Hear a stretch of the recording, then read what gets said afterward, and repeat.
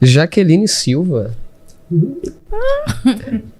Especialista em cachos. E eu quero que você conte um pouco da sua história pra nós, por gentileza. Fica à vontade. Bom... Só um pouquinho mais perto do microfone, gatinha. Vamos lá, eu tenho 28 anos, né? Falta pouco pra fazer 29. Cara, a minha história... Eu tava até comentando esses dias, antes de vir pra cá também, eu comentei com o Charles. Falei, cara, por onde que eu vou começar a contar a minha história? Porque assim... Quando eu comecei na área da... Eu sempre gostei, né, de beleza. Mas de início eu não tinha muita aptidão pra nada, né? Então, meu primeiro contato com o salão foi quando eu tinha 17 anos. Eu tava desempregada e uma vizinha minha me chamou pra aprender a fazer unha. Ai, que legal. Sério. Já passou por aí, ó. Então. Aí ela falou assim, Jaque, vamos aprender a fazer unha, porque vai inaugurar um salão e você é bonita, né? Vai ser legal pra você. Falei, vamos, né? Sabia fazer nada mesmo. Qualquer coisa tava bom.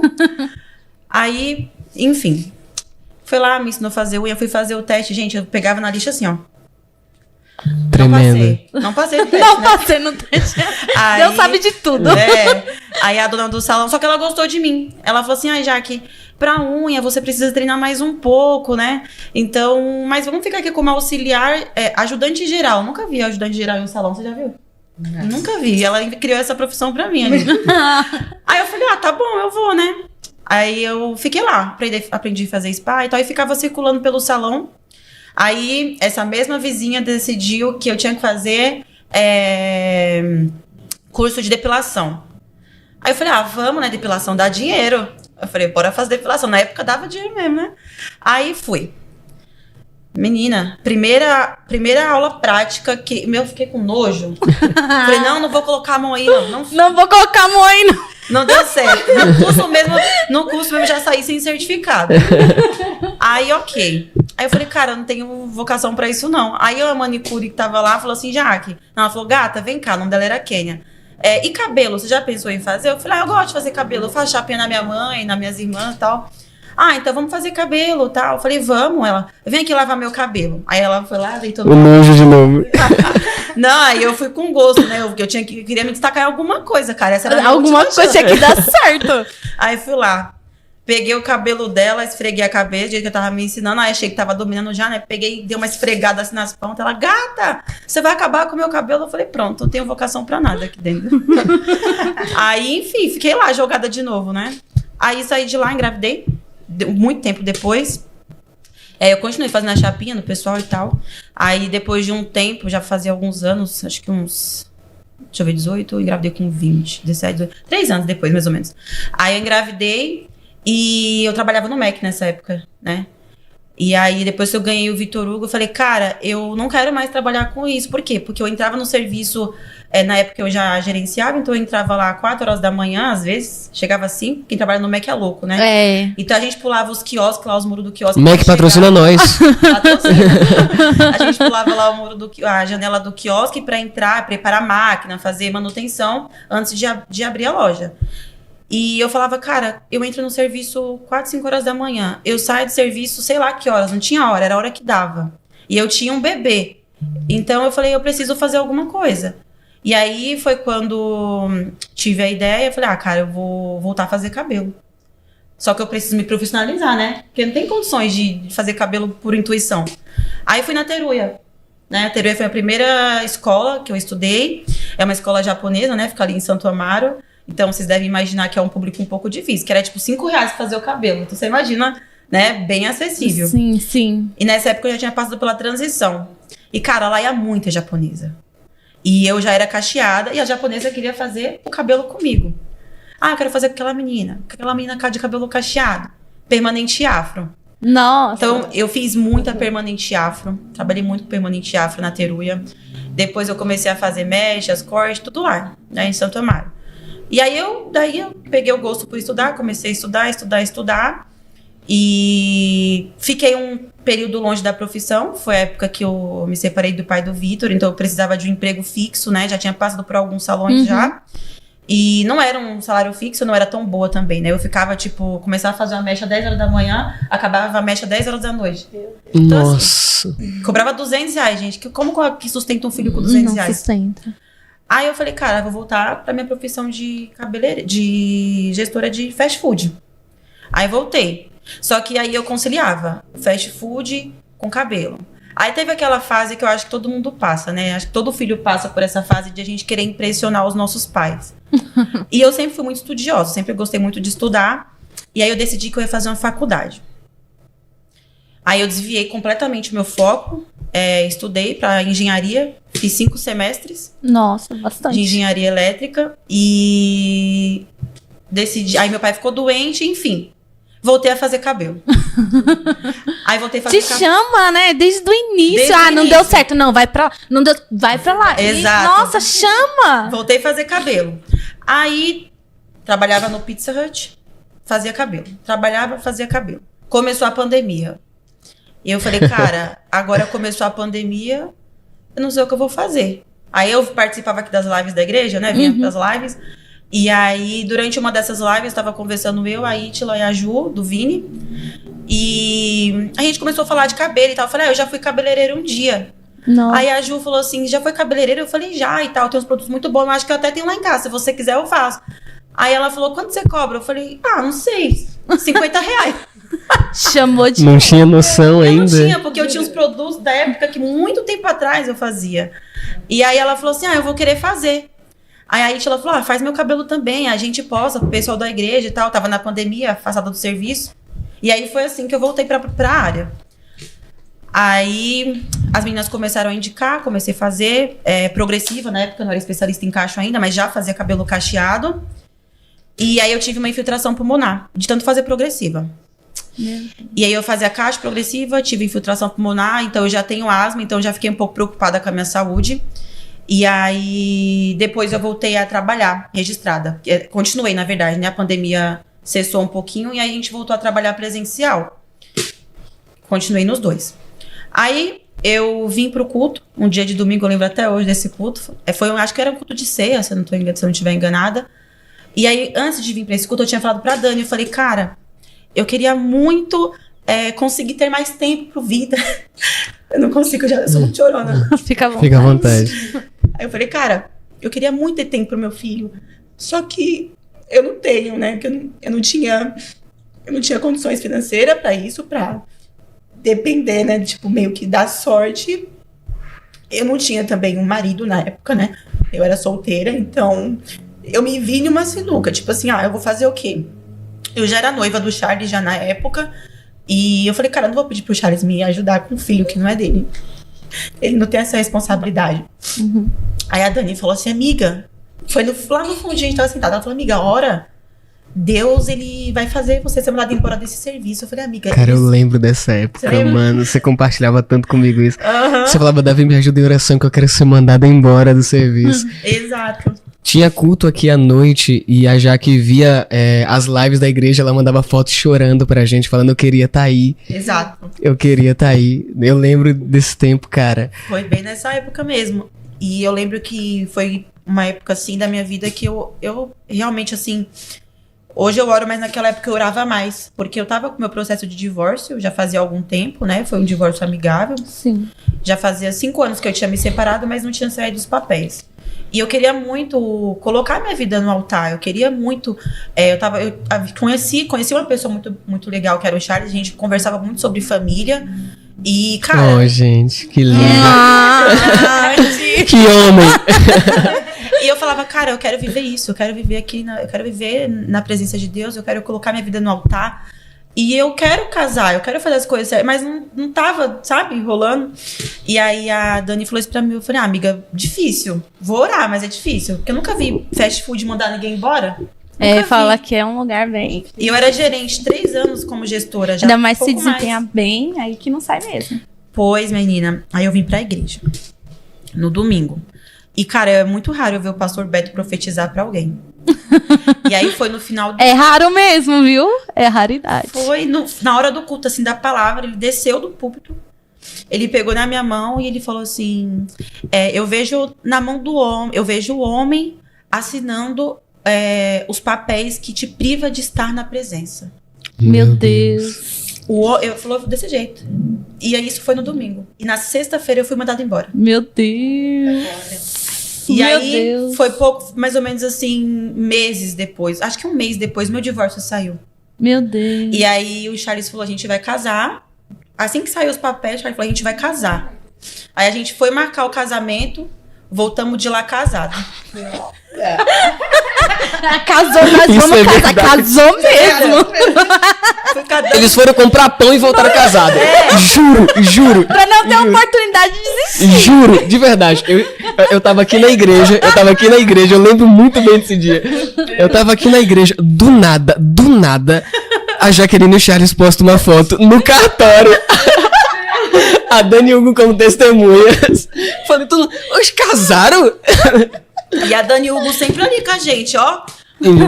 Eles foram comprar pão e voltaram casados. Voltamos De casados. verdade. E aí o Charles, eu falei pra ele assim, né? Eu falei, o que eu vou fazer? Ele falou, continua fazendo o cabelo, você tá recebendo seguro e tal.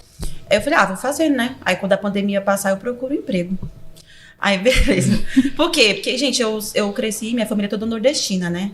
Então, assim, minha família não é uma família que teve muito recurso. Meu pai é analfabeto, minha mãe, ela trabalha com faxina. Então, assim, a minha estrutura é essa. Então, eu aprendi que eu preciso de um emprego registrado para ter o dinheiro de pagar a minha comida, de pagar, enfim, de me É a sustentar. realidade de muitos brasileiros. Exato.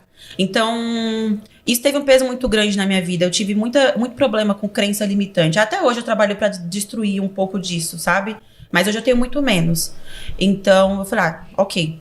Aí eu comecei a fazer alguns cabelinhos e tal. E aí a gente casou. Aí a pastora foi na minha casa, eu morava aqui ainda. E eu falei, pastor, o Charles quer que eu vou morar em São Bernardo.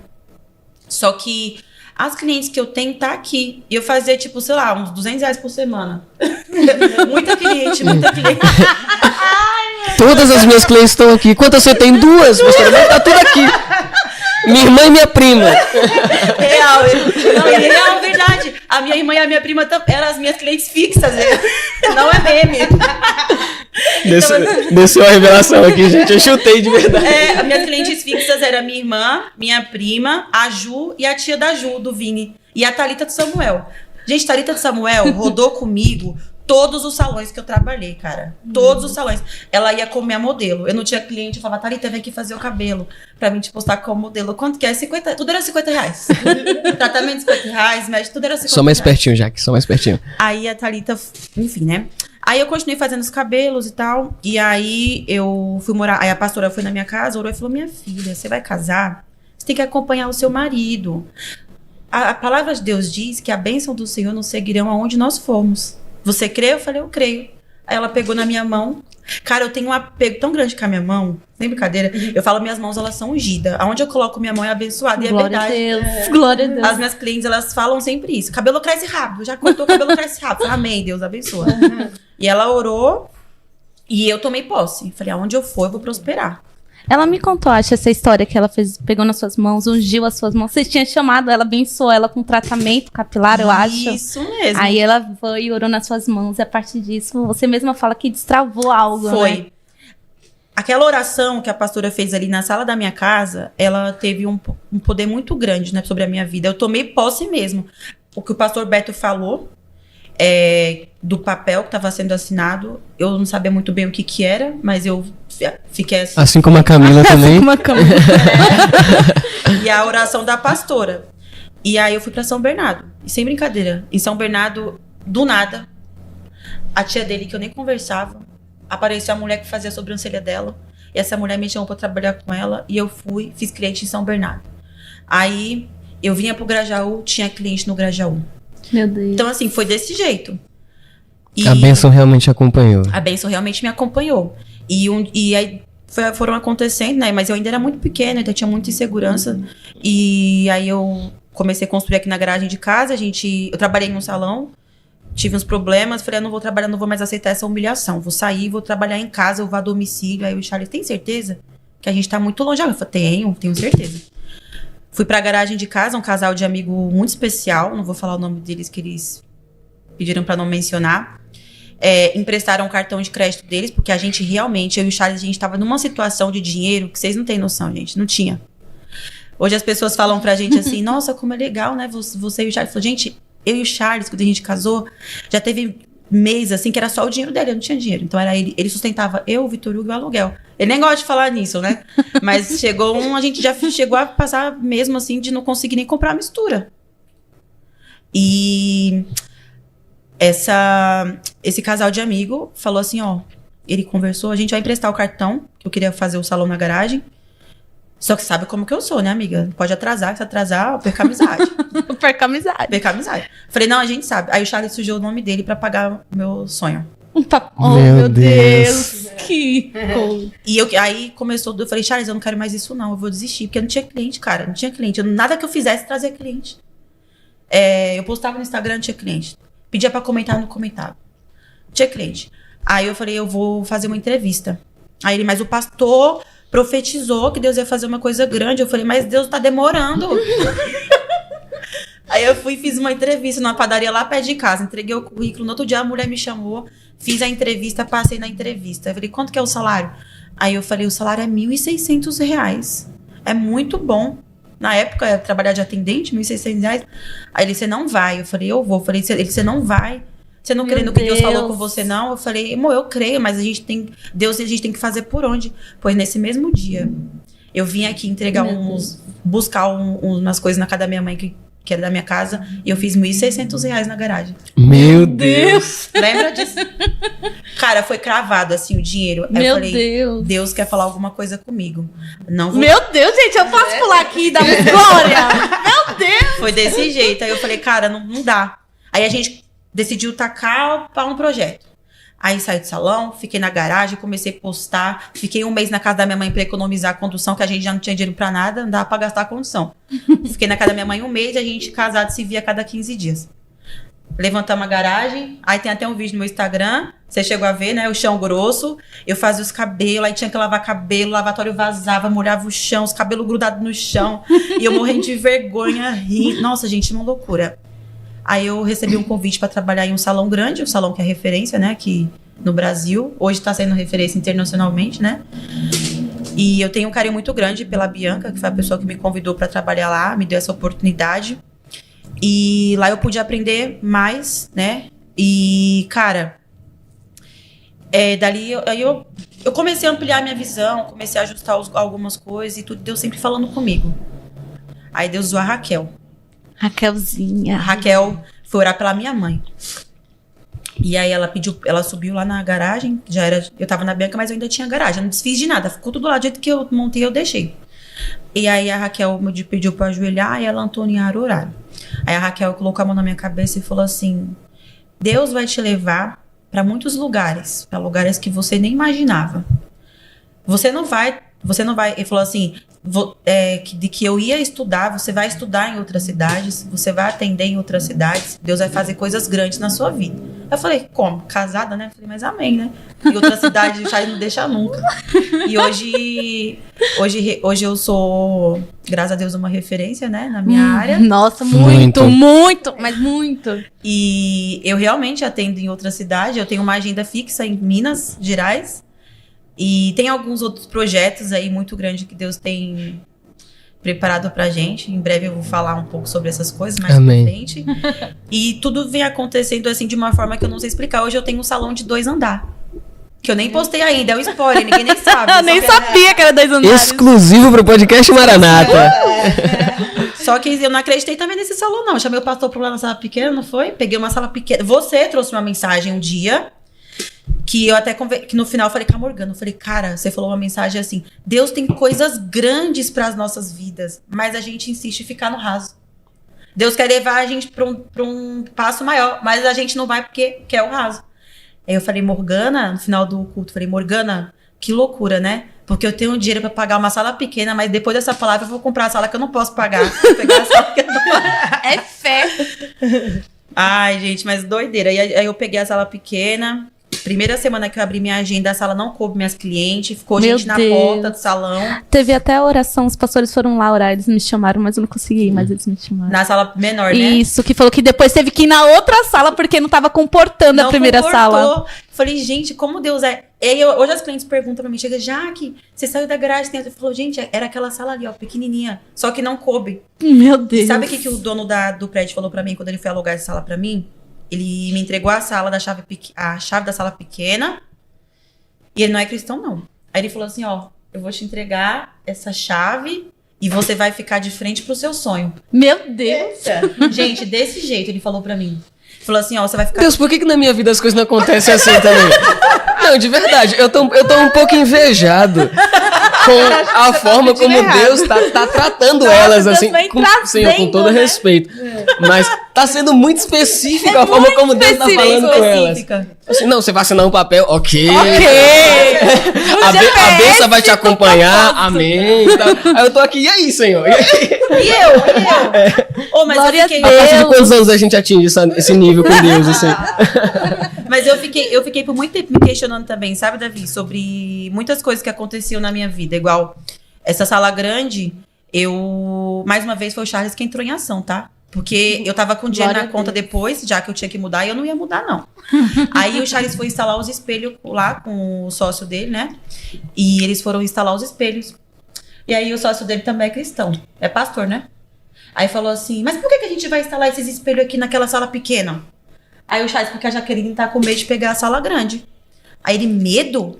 Com Deus que você serve, com o talento que você tem, você tá com medo? Não, a gente vai instalar esse espelho aqui. Aí ele e o Charles instalaram o espelho lá. Nossa! Aí ele falou, aí o Charles falou, amor, faz o pix pro cara que Deus vai se responsabilizar por esse aluguel. Nossa! Vocês acreditam? Deus. Amanhã eu vou comprar uma casa e falar, Deus se responsabiliza. Fazer isso amanhã.